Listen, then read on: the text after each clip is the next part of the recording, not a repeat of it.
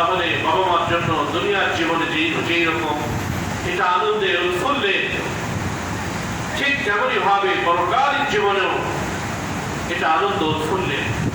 পক্ষান্তরে সন্তান যদি আদর্শবান মুসলমান না হয়, আদর্শবান মানুষ না হয়, তাহলে দুনিয়ার জীবনে সন্তান যেমন বাবা মার জন্য লাঞ্ছনা বঞ্চনার কারণ হয়, পরকালীন জীবনেও লাঞ্ছনা বঞ্চনার কারণ হয়। আমার ভাইরা, এই জন্য সন্তানের উপরে পিতামাতার যে দায়িত্বগুলি, যে কর্তব্যগুলি রয়েছে, এগুলির মধ্যে অন্যতম একটা কর্তব্য হলো সন্তানের জন্য আদর্শ, ধার্মিক, সততা সম্পন্ন বাবা মা উপহার দেওয়া। এটা হলো 1 নম্বর, গত সময় বলেছিলাম।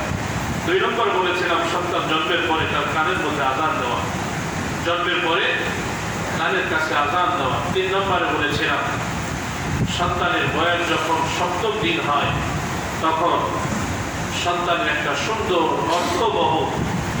অর্থবোধক সুন্দর একটা আরবি নাম রাখা। 4র্থ নম্বরে কোনো একজন আল্লাহওয়ালা বুজুর্গের কাছে এই নবজাতক শিশুকে নিয়ে মিষ্টি জাতীয় কোনো খাদ্যদ্রব্য ওই আল্লাহওয়ালার মুখের মধ্যে লাগায়া, ওই লালা এই নবজাতক শিশুর মুখের মধ্যে লাগায় দেওয়া। হাদিসের পরিভাষায় এটাকে তাহনিক বলে অবহিত করা হয়েছে। 4র্থ নম্বরে তাহনিক করা। আমার ভাই, আমার বন্ধুরা, 5ম নম্বরে বাবা মার যে দায়িত্ব সন্তানের উপরে, সেটা হলো সন্তানের বয়স যখন 7 দিন হয় তখন সন্তানের পক্ষ থেকে আকিকা করায় দেওয়া। কি করায় দেওয়া? আকিকা করিয়ে দেওয়া। আমার ভাইরা, আমার বন্ধুরা, আকিকা হচ্ছে এটা নবজাতক শিশুর শরীরের চাকা। আকিকা দেওয়ার মাধ্যমে আল্লাহ রাব্বুল ইজ্জতি ওয়াল জালাল এই নবজাতক শিশুকে সব ধরনের রোগ শোক বিপদ আপদ বেমার আজাব থেকে আল্লাহ হেফাজত করেন। আমরা অনেক সময় মনে করি যে আকিকা দিতে গেলে 10,000 টাকা 20,000 টাকা খরচ হবে, সুতরাং এই মুহূর্তে এত টাকা খরচ করে লাভ কি, যে দেবরে করে থাকে সচ্ছলতা ফিরে আসুক, হাতে টাকা পয়সা হোক, এরপরে কোনো এক সময় দিয়ে দেবে। কিন্তু 2 বার 3 বার হসপিটালে দৌড় দিলেই দেখা যায় 20,000 নাই হয়ে যায়। ঠিক আমার ভাইরা, আর ভোগান্তিরা কষ্টের তো শেষ নেই, ভোগান্তিরা কষ্টের কোনো শেষ নাই।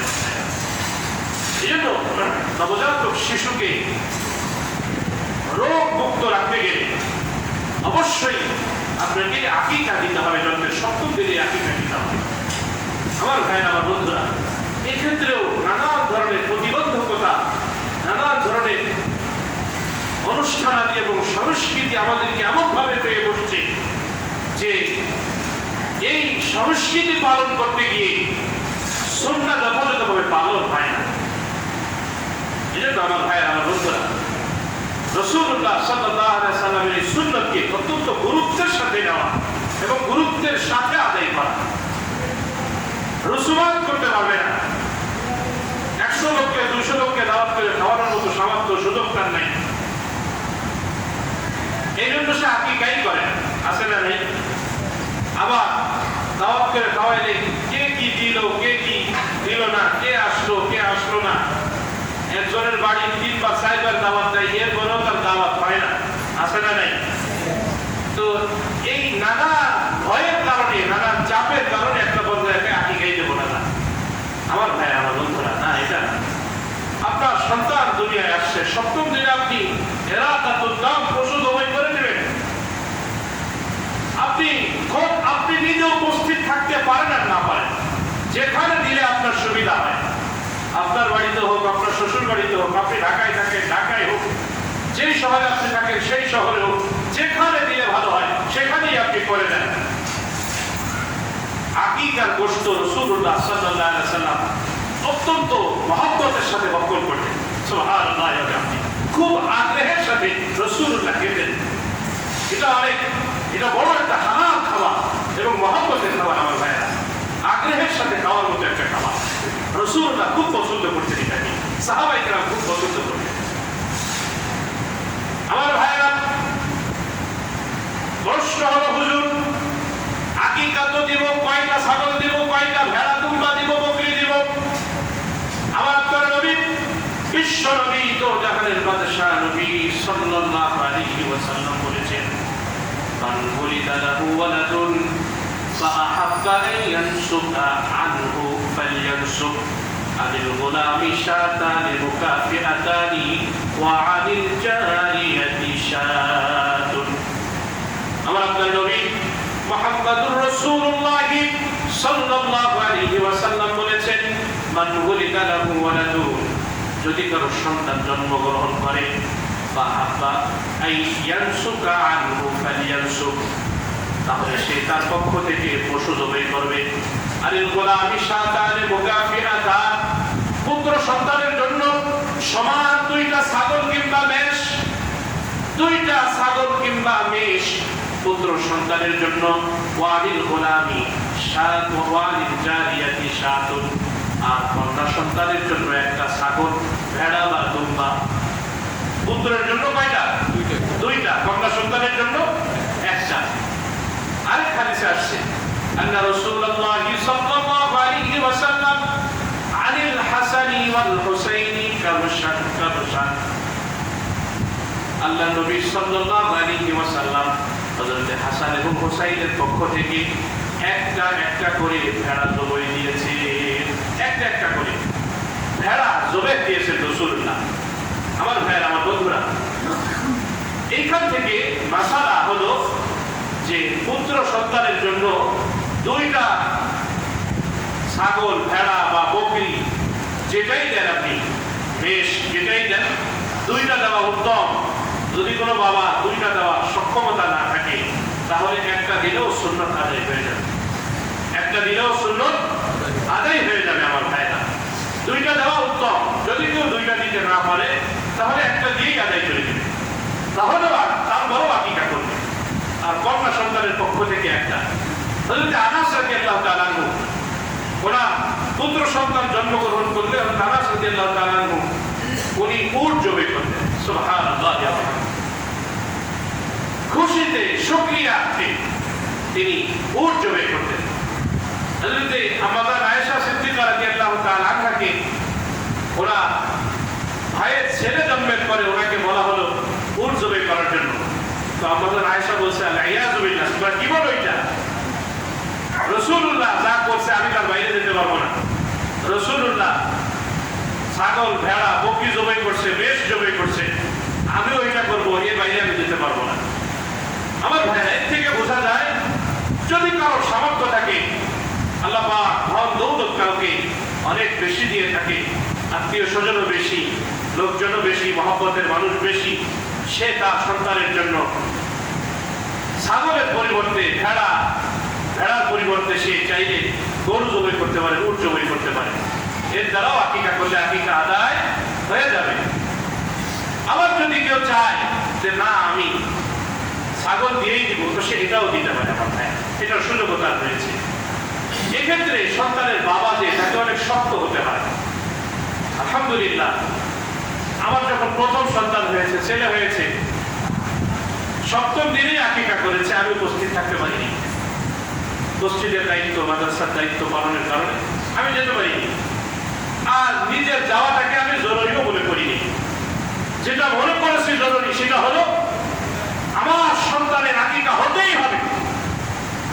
আমার বড় ভাই নাই, তো তার দেখো কি হয়েছে, আমার কোনো এক বোন জামাই আসেনি, তো তার জন্য কি হয়েছে, তারা তো আমার দরকার নেই, আমার বাবা উপস্থিত নেই, দরকার নেই। যদি কেউ আমার সন্তানকে সত্যিকার অর্থেই মূল্যায়ন করে, তার যত ব্যস্ততাই থাকুক, যদি তার সুযোগ থাকে, তাহলে তার সপ্তম দিনেই উপস্থিত হতে হবে। আর যদি কেউ না পারে, তো আসবে না, তার দরকার নেই। আপনার সুন্নতকে আপনি আদায় করে ফেলবেন, তাহলে বরকত পাবেন ইনশাআল্লাহ। আপনার উপস্থিতিও জরুরি না। কোন জিনিসকে যদি আমরা বেশি অনেক বড় করে দেখি, রসুমাতকে বড় করে দেখি, তখন ওই রসুমাতই আদায় হয়, মূল আমলটা সুন্দরভাবে আদায় হয়। আমার ভাই, এই জন্য আকিকা করবো কার জন্য বলেন? আল্লাহর জন্য আকিকা করতে হবে। সুতরাং উত্তম যেটা, সেটাই করবো। যদি কোনো বাবা একান্ত ভাবে সপ্তম দিনে আকিকা করতে নাও পারে, সন্তান অসুস্থ, তার মা অসুস্থ, হসপিটালের বেডে শোয়া, কিংবা আকিকা করবে, ছাগল কিনতে হবে, বাজারে যেতে হবে, জবাই করতে হবে, এইরকম কোনো মানুষের ব্যবস্থা নাই। তো সেক্ষেত্রে সপ্তম দিনে না পারলে নবম দিনে, নবম দিনে না পারলে 11তম দিনে, 11তম দিনে না পারলে 13তম দিনে, 13তম দিনে না পারলে 15তম দিনে, এইরকম নিকটবর্তী যে কোনো একদিনে আদায় করে দেওয়া। আর যদি কেউ আদায় একেবারে করেই না থাকে তাহলে যে কোনো সময় সে আদায় করতে পারবে। আকিকার ক্ষেত্রে একটা ভুল রসুমাত আমাদের দেশে প্রচলিত আছে, সেটা হলো সন্তান বছরের যে কোনো সময় জন্মগ্রহণ করুক না কেন মনে মনে নিয়ত করে রাখে কুরবানির সাথে একটা ভাগ দিয়ে দেওয়া, অতিরিক্ত কুরবানির সাথে একটা ভাগ দিয়ে দেবো, কুরবানি দিন আকিকা আদায় করে দেবো।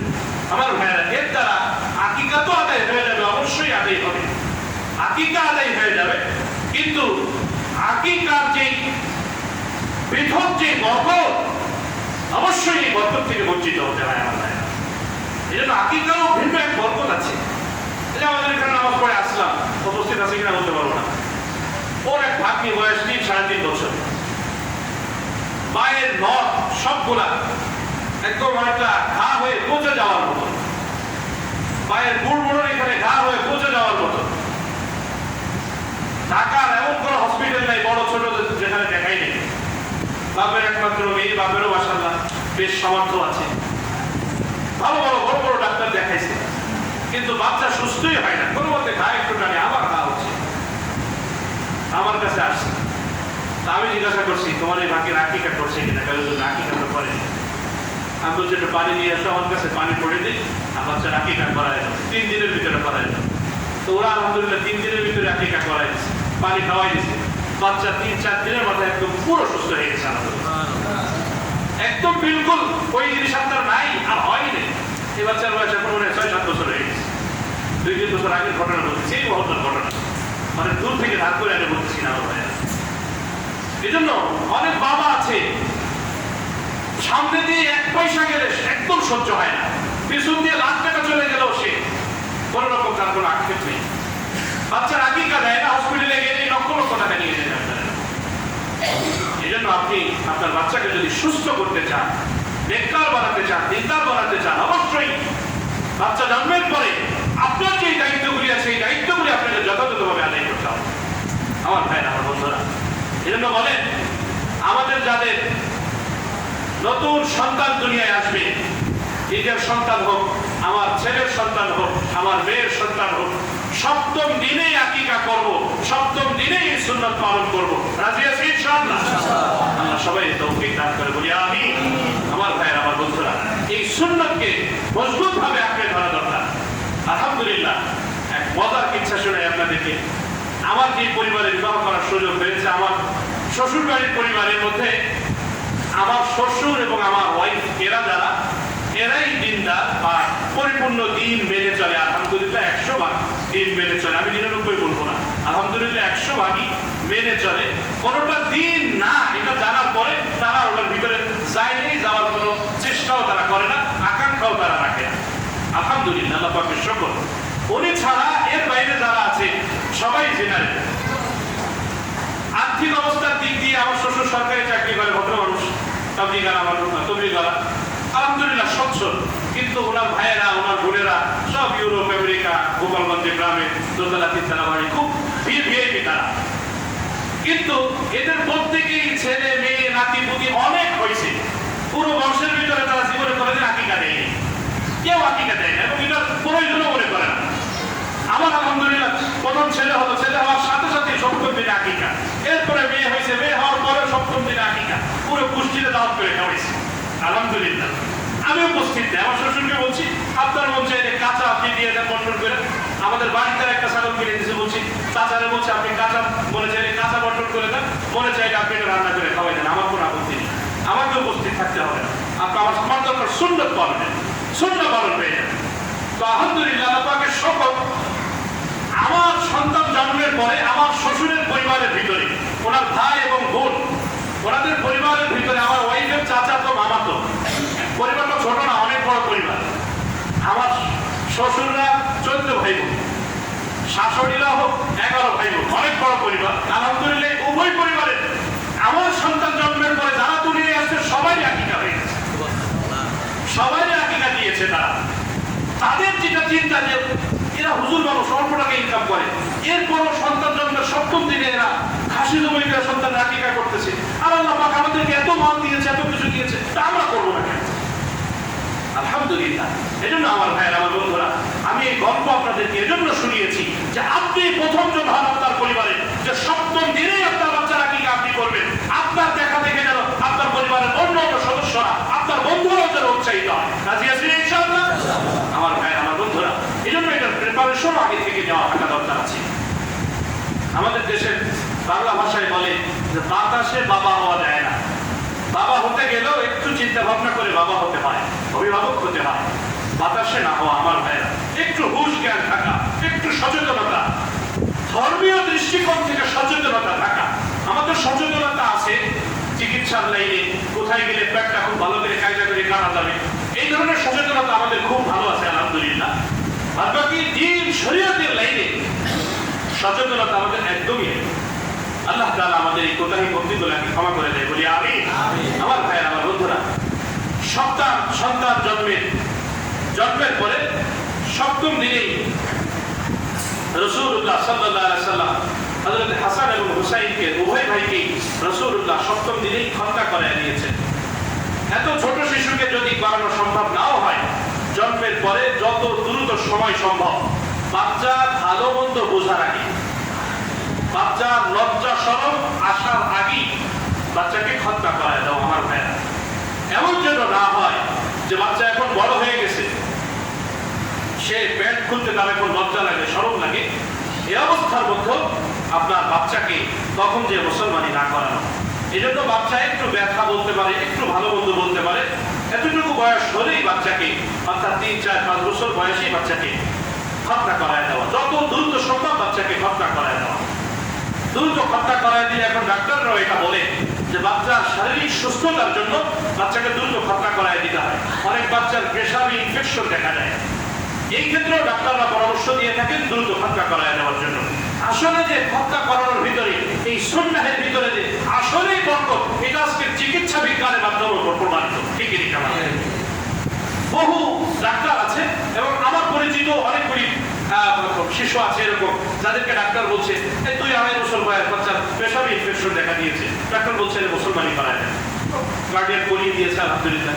এখন তো আরো ভালো ভালো অত্যাধুনিক সিস্টেমে পদ্ধতিতে খতনা করানোর ব্যবস্থা আছে, ডিভাইসের মাধ্যমে করে, রক্তপাত ছাড়া ডিভাইসের মাধ্যমে করা হয় আলহামদুলিল্লাহ। অনেক সহজ পদ্ধতি এখন বের হয়ে গেছে আলহামদুলিল্লাহ।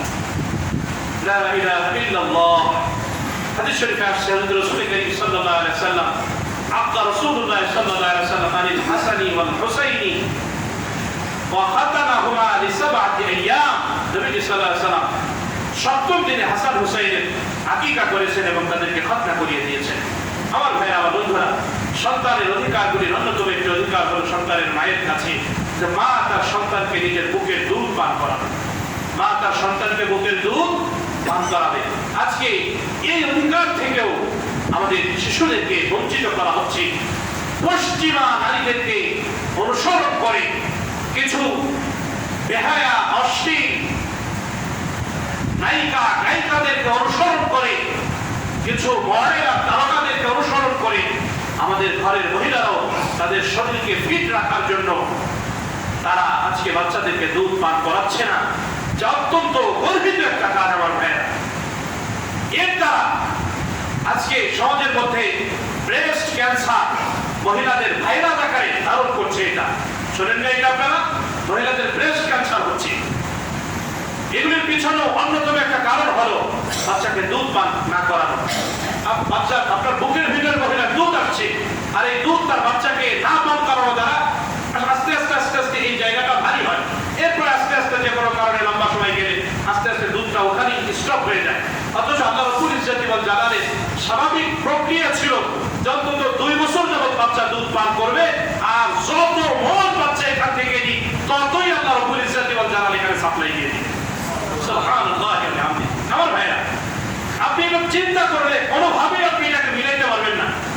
একটা মা দিনে কয় লিটার পানি পান করে? যে কয় লিটার পানি মা পান করে এর চেয়ে বেশি দুধ বাচ্চা তার মায়ের কাছ থেকে খায়। ঠিক কি আমার ভাই? এই দুধটা দেয় কে? আল্লাহ। আমার ভাইরা, আমার বন্ধুরা, আমাদের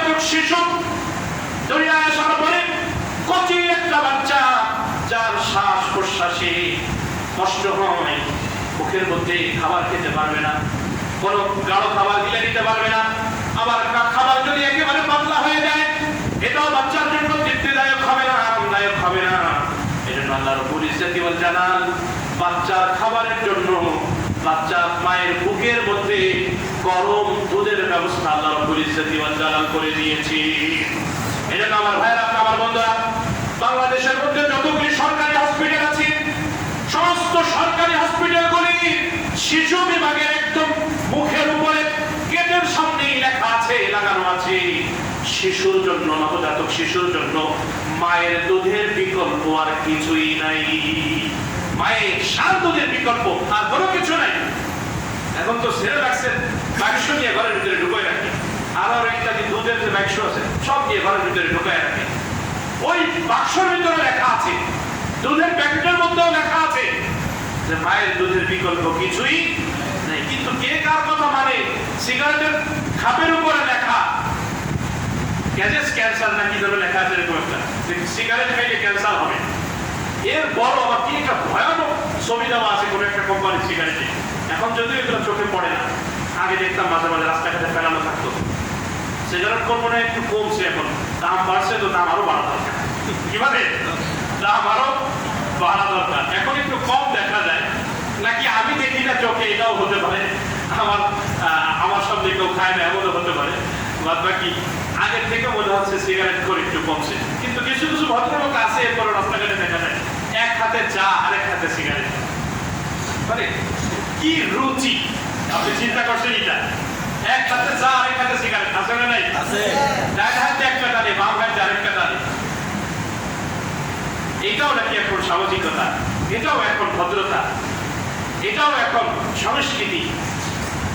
এরপরে আবার রাস্তার উপরে রাস্তা বন্ধ করে দাঁড়ায় দাঁড়ায় খেতে হবে। এটা দোকানের ভিতরে ঢুকে খাওয়া যাবে না, তাই তার ফ্যাশন থাকলো না।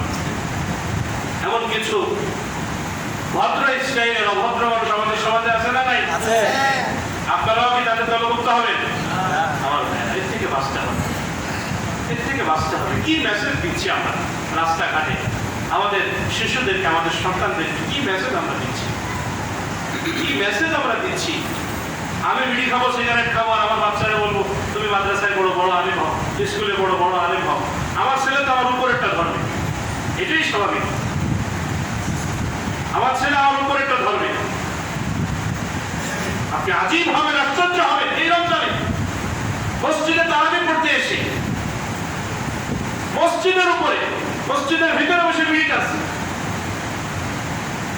ইলেকট্রিক সিগারেট বের হয়েছে, আর অন্য অন্য জায়গায় হয়েছে। এগুলো হচ্ছে বিভিন্ন মসজিদে, বিভিন্ন জায়গায় হচ্ছে। এগুলা আমাদের কানে বারবার বারবার এই কথাগুলি আসছে। আমার ভাইয়ের, আমার বন্ধুরা, তাহলে এই অধঃপতন কি এই শিশুদের দ্বারাই শুরু হয়েছে, না আগে আমরা শুরু করেছি? এটাকে অভিভাবক যদি সচেতন হয়ে যেত, প্রাপ্তবয়স্ক লোকেরা যদি সচেতন হয়ে যেত, তাহলে শিশুরাও সচেতন হয়ে যেত। আমার ভাই, যাই হোক, আমি যেটা বলতেছিলাম যে মায়েদের উপরে গুরুত্বপূর্ণ দায়িত্ব হলো সন্তানকে বুকের দুধ পান করানো। এর দ্বারা সন্তানের মায়ের প্রতি ভালোবাসা কমবে না, বরং বাড়বে, এবং সন্তান সুস্থ থাকবে। এর দ্বারা আমার ভাইয়ের, আমার বন্ধুরা, এর দ্বারা এই সন্তানকে আল্লাহ রাব্বুল ইজ্জতি ওয়াল জালাল নেক সন্তানে পরিণত করে দেবে। আল্লাহ রাব্বুল ইজ্জতি ওয়াল জালাল বলেছেন, ওয়াল ওয়ালিদাতু ইরদি'না আওলাদাহুন্না হাওলাইনি কামিলাইনি লিমান আরাদা আন ইউতিম্মা আর-রাদা'a ওয়া 'আলাল মাওলুদি লাহু কিসওয়াতুহুন্না। আমার ভাইয়ের, আমার বন্ধুরা, আল্লাহ তাআলা বলছেন যে মায়েদের উপরে দায়িত্ব হলো এই নবজাতক শিশুকে, সন্তানগুলিকে দুধ পান করানো। আর বাবার দায়িত্ব হলো দুধ পান করানোর সময় বিশেষভাবে অন্য সময় থেকেও আপনার সন্তানকে আপনার বিবি দুধ পান করাচ্ছে, এজন্য বিশেষভাবে তার খাবার দাবারের দিকে লক্ষ্য রাখা, বিশেষভাবে তার খাবার দাবারের প্রতি লক্ষ্য রাখা।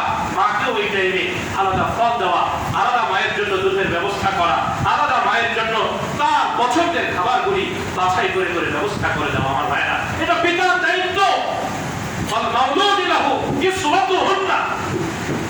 এটা বাবার দায়িত্ব। মায়ের দায়িত্ব হলো বাচ্চাকে দুধ পান করানো, আর মায়ের খাবারের প্রোডাকশন দেওয়া, মায়ের ভালো খাবারের, তার রুচিশীল খাবারের ব্যবস্থা করে দেওয়ার দায়িত্ব বাবার।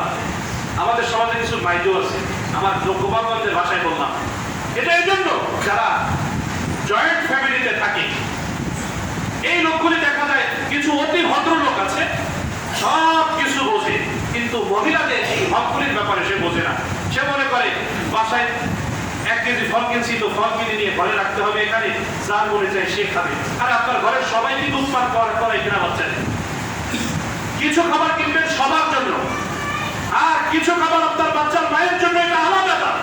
এটা আল্লাহ পাকের নির্দেশ আপনার প্রতি আমার ভাই, এটা আলাদা দিতে হবে তাকে, তার হক, তার অধিকার এটা। এটার সাথে আপনার মাকে মিলাবেন না, এটার সাথে আপনার বোনকে মেলাবেন না, আপনার ভাইকে মিলাবেন না এটার সাথে। তাদেরটা তাদের, এরটা এর। আপনার বিবিটা আপনার বিবি, সে আপনার সন্তানের মা, আপনার সন্তানকে সে দুধ পান করাচ্ছে। এই জন্য আমার ভাইয়ের, আমার বন্ধুরা, এটার দিকে বিশেষভাবে খেয়াল রাখা, বিশেষ নজরদারি করা, এই নজরদারি করা, বিশেষ খেয়াল রাখা, এটা বাবার দায়িত্ব। আমার ভাইয়ের, আমার বন্ধুরা, এর দ্বারা কি হবে? আল্লাহ রাব্বুল ইজ্জতি ওয়াল জালাল এই সন্তান যখন প্রাপ্ত বয়স্কে উপনীত হবে, তখন বাবা মার প্রতি এক ভালোবাসা এবং শ্রদ্ধা আল্লাহ রাব্বুল ইজ্জতি ওয়াল জালাল এই সন্তানের অন্তরের ভিতরে দিয়ে দিবেন। আমার ভাইয়ের, আমার বন্ধুরা, সন্তানের যে অধিকারগুলি আমাদের উপরে আছে, আলোচনা করতে গেলে আরো এক জমা লেগে যাবে। আমি এই জন্য একদম সংক্ষিপ্ত আকারে কথাটা বলে শেষ করে দিচ্ছি। সেটা হলো যে সন্তানের যত অধিকার আছে সব অধিকার তো আদায় করবো। এগুলোর মধ্যে সবচেয়ে বড় অধিকার হলো সন্তানকে একজন আদর্শবান, ধার্মিক, সততা সম্পন্ন একজন নাগরিক হিসেবে সন্তানকে প্রতিষ্ঠিত করা। আমার ভাইয়েরা, সন্তানের ধর্মীয় ব্যাপারে সর্বোচ্চ খেয়াল রাখা, সর্বোচ্চ খেয়াল রাখা। হযরত রাসূল করিম সাল্লাল্লাহু আলাইহি ওয়াসাল্লাম দুনিয়াবি কোনো বিষয়ে কাউকে কখনো ধমক দিতেন না, কিন্তু আখিরাতের বিষয়ে চুল পরিমাণ রাসূলুল্লাহ কাউকে ছাড় দিতেন না। হযরত আনাস রাদিয়াল্লাহু তাআলা বলেন যে আমি 10 বছর, কোন রাওয়ায়াতে আসছে 9 বছর রাসূলুল্লাহর খেদমত করেছি। এই 9-10 বছরে আল্লাহ রাসূল সাল্লাল্লাহু আলাইহি সাল্লাম একবারের জন্য দুনিয়াবি কোনো কাজের কারণে আমি আনাসকে রাসূলুল্লাহ ধমক দেইনি। একবার রাসূলুল্লাহ বলে নাই এটা এরকম না, এরকম করলা কেন, এরকম হলো না কেন, এরকম হলো কেন। একবার রাসূলুল্লাহ আমাকে বলে নাই। এই নবী আমাকে আপনাকে নির্দেশ দিয়েছেন, মুরু আওলাদাকুম বিস-সালাত ওয়া হুম আবনাউ 7 সিনিন। তিরমিজি এবং আবু দাউদ শরীফে হাদিস আসছে, রাসূলুল্লাহ বলেছেন, মুরু আওলাদাকুম বিস-সালাত, তোমরা তোমাদের সন্তানগুলিকে নামাজের আদেশ দাও, ওয়া হুম আবনাউ 7 সিনিন, যখন তারা 7 বছর বয়সে উপনীত হয়। 7 বছর বয়সে ছেলে হোক চাই মেয়ে হোক, 7 বছর বয়সে উপনীত হলেই বাচ্চাকে সালাতের আদেশ দিতে হবে। 7 বছর বয়সে বাচ্চাকে ঈদের সাথে মসজিদে 5 ওয়াক্ত নিয়ে আসতে হবে। আমার ভাইয়েরা, 7 থেকে 10 বছর পর্যন্ত 3 বছর সন্তানকে ট্রেনিং দিতে হবে, সালাতের ট্রেনিং। এক ওয়াক্ত আসবে তো আরেক ওয়াক্ত আসবে না, এক জুমা আসবে তো আরেক জুমা আসবে না। এভাবে 3 বছরের ট্রেনিং এ বাচ্চাকে উপযুক্ত করে তুলতে হবে। রাসূলুল্লাহ বলেছেন, ওয়াদরিবুহুম আলাইহা ওয়া হুম আবনাউ 10 সিনিন। সন্তান যখন 10 বছর বয়সে উপনীত হয়, 10 বছর বয়সে যদি সন্তান নিয়মিত সালাত আদায় না করে, তাহলে সন্তানকে তোমরা পিটাও, তাকে তোমরা মারো, তাকে তোমরা প্রহার করো। আমার ভাইরা, যেই নবী দুনিয়াবি কোনো বিষয়ে কাউকে একবারের জন্য ধমক দেয়নি, সেই নবী এই সন্তানকে মারার জন্য, পিটানোর জন্য নির্দেশ দিয়েছেন। তাহলে সালাতের গুরুত্ব কত বেশি, সন্তানকে ধার্মিক বানানোর গুরুত্ব কত বেশি। আমার ভাইরা, আমার বন্ধুরা, এই জন্য 10 বছর বয়স হয়ে গেলে সন্তানের আর কোনো ছাড় নেই। অবশ্যই তাকে সালাত আদায় করতে হবে, অবশ্যই তাকে সালাতের উপরে বাধ্য করতে হবে। ফাফরিকুহুম ফিল মাদাজি', রাসূলুল্লাহ বলেছেন, সন্তানের বয়স 10 বছর হয়ে গেলে তার বিছানা আলাদা করে দাও। বিছানা কি করে দিতে হবে? আলাদা করে দিতে হবে। বাবা মা যেই বিছানায় ঘুমায়, 10 বছর বয়সে সেই সন্তানকে নিয়ে এক বিছানায় বাবা মা ঘুমাবে না। এখানে ধর্মতে মুসাহারা অনেক বড় একটা অধ্যায় রয়েছে। ওলামারা যারা আছে তারা এই শব্দ এবং এই শব্দের ভয়াবহতা কত বেশি তারা জানে। ধর্মতে মুসাহারা নিয়ে আলোচনা করতে গেলে এক জমার প্রয়োজন থাকে। আমার ভাইয়ের, আমার বন্ধুরা, এই জন্য সন্তানকে আলাদা বিছানা দিয়ে দেওয়া। অনেক ক্ষেত্রে দেখা যায় 10 বছর 12 বছর বয়সে ছেলে মেয়ে, তাদেরকে আমরা এক বিছানায় দিয়ে দিই। না, এটাও না, এটাও না। এক্ষেত্রে সুন্নাহ সম্মত পন্থা হলো যে প্রত্যেকের জন্য আলাদা আলাদা বেড। ছেলেও যদি ছেলেও হয় 2 জন, 2 ছেলে, একজন 12 বছর 15 বছর, আরেকজন আপনার 10 বছর বয়স, এদেরকেও আলাদা খাটে দেওয়া ভালো। এক খাটে দিলেও মাঝখানে বড় হাইল কোল বালিশ মাঝখানে দিয়ে